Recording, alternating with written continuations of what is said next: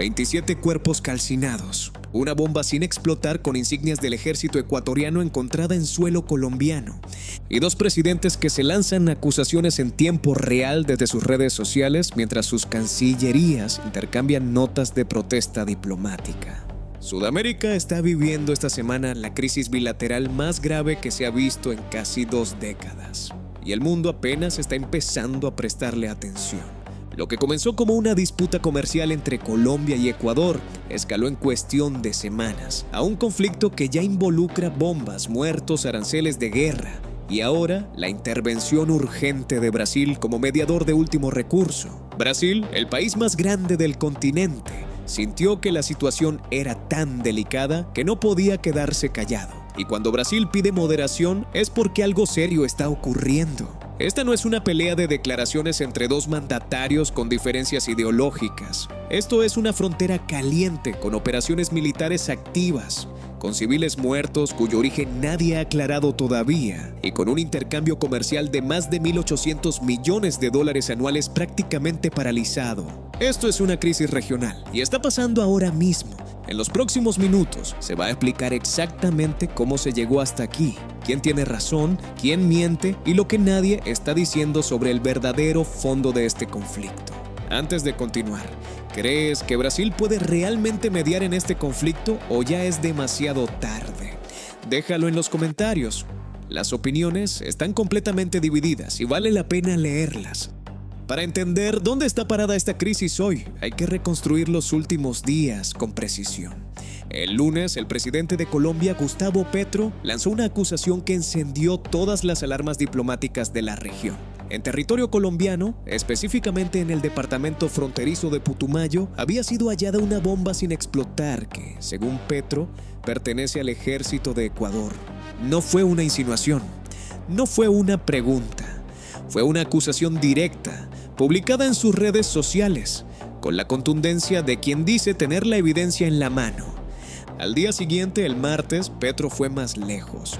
Denunció que bombardeos en la misma zona fronteriza habían dejado 27 cuerpos calcinados.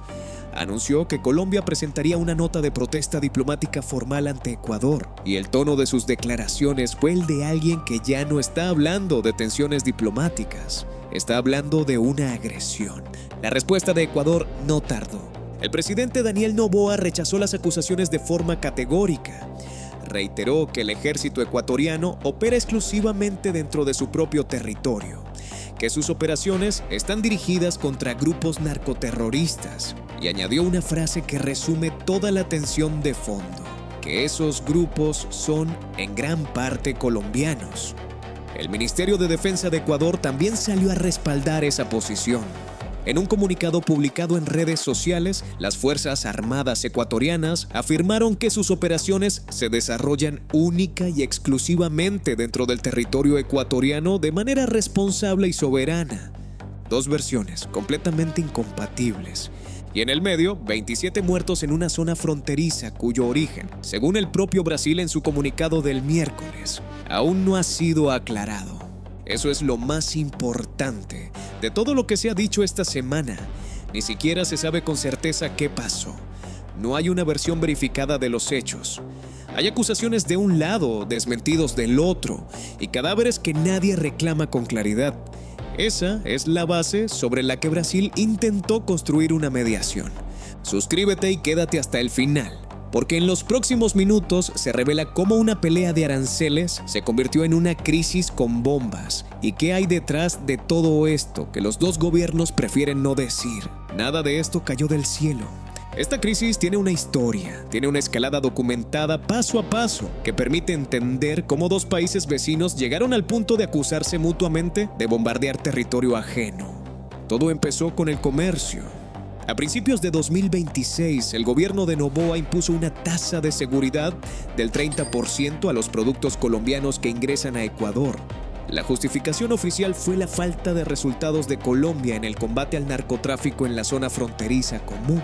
Era un mensaje político disfrazado de medida económica. Noboa le estaba diciendo a Petro, en el lenguaje más concreto posible, que su estrategia no funciona y que Ecuador no va a pagar el precio. Colombia respondió con medidas arancelarias equivalentes y el 1 de marzo, Ecuador escaló la tasa al 50%. El resultado fue inmediato y devastador para ambos lados. Un intercambio comercial que supera los $1.800 millones anuales quedó prácticamente paralizado. Sectores enteros, cosméticos, confitería, autopartes, frenaron sus operaciones. Comunidades fronterizas que dependen de ese intercambio diario se quedaron atrapadas en el medio de una guerra que decidieron dos presidentes desde sus capitales. Pero debajo de los aranceles siempre estuvo el verdadero conflicto. Dos visiones radicalmente opuestas sobre cómo enfrentar el narcotráfico. Noboa apuesta por la mano dura, por la ofensiva militar, por las operaciones conjuntas con Estados Unidos, por bombardear campamentos, destruir infraestructura criminal y demostrar que el Estado puede ejercer la fuerza donde el crimen organizado se instaló. Petro dice que esa estrategia está fracasada, que décadas de guerra militar contra las drogas no han resuelto nada, que la solución pasa por la erradicación concertada con las comunidades, por ir tras las fortunas de los carteles, por atacar la economía del crimen en lugar de sus campamentos. Dos filosofías, dos presidentes, una frontera compartida de cientos de kilómetros. Y ahora, una bomba sin explotar en suelo colombiano que nadie reconoce, pero todos acusan. No te vayas. En la siguiente parte se analiza si Brasil puede realmente detener esto, o si la mediación llega demasiado tarde. El miércoles Brasil habló. El Ministerio de Relaciones Exteriores emitió un comunicado que, en el lenguaje medido y preciso de la diplomacia, equivale a una alarma encendida. Expresó grave preocupación por las muertes en la frontera. Esto animó a ambas partes a actuar con moderación y se puso a disposición como mediador para preservar la paz y la seguridad en la región. Cuando Brasil usa la palabra grave en un comunicado diplomático, no lo hace a la ligera. La pregunta que todo el continente se está haciendo es si esta mediación tiene alguna posibilidad real de funcionar, o si llega en un momento en que las posiciones ya están tan endurecidas que ningún intermediario puede acercarlas. Los argumentos para el escepticismo son sólidos. Noboa y Petro no tienen una disputa técnica que pueda resolverse con un acuerdo de puntos. Tienen una diferencia filosófica profunda sobre el modelo de seguridad regional, respaldada por alianzas internacionales opuestas, Noboa con Washington, Petro con una visión más independiente del tutelaje estadounidense. Esa diferencia no se resuelve en una mesa de negociación en Brasilia. Además, la dinámica interna de cada país complica cualquier gesto de acercamiento. Petro necesita mostrarse firme ante una opinión pública colombiana que exige respuestas sobre los cuerpos calcinados en Putumayo. Noboa necesita proyectar fortaleza ante un electorado ecuatoriano que mide su gestión por la capacidad de golpear al crimen organizado. Ceder en este contexto tiene un costo político que ninguno de los dos está dispuesto a pagar. Y sin embargo, Brasil tiene razón en intentarlo, porque la alternativa, dejar que esta escalada siga su propio curso, tiene un potencial de daño que va mucho más allá de dos presidentes peleando en redes sociales.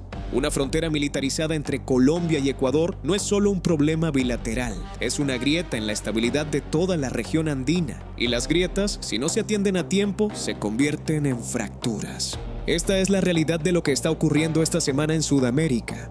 27 muertos sin explicación verificada. Una bomba en suelo colombiano que nadie reconoce. Aranceles de guerra que destruyen el sustento de comunidades fronterizas. Dos presidentes que se atacan en público mientras sus cancillerías intercambian notas formales. Y Brasil, el gigante regional, pidiendo calma con una preocupación que no puede disimular. La crisis entre Colombia y Ecuador no es un episodio aislado. Es el síntoma más visible de una región que no ha resuelto su modelo de seguridad, que tiene fronteras porosas controladas por el crimen organizado y que cuando dos países vecinos deciden pelear en lugar de cooperar, el único que gana es el narcotráfico. Eso es lo que está en juego, no solo una disputa diplomática, la seguridad de millones de personas que viven en esa frontera. Si este análisis fue valioso, el like y la suscripción mantienen vivo este canal. Hasta la próxima entrega.